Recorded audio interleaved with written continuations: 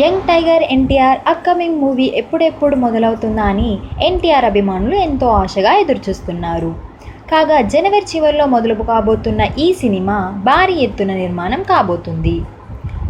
Cinema cast and crew ఒక్కొక్కసారిగా final అవుతున్న వేళ ఓ టెక్నీషియన్ని ఎంచుకోబోతున్నారనే మాట ఎన్టీఆర్ అభిమానుల్లో కలవరం రేపింది.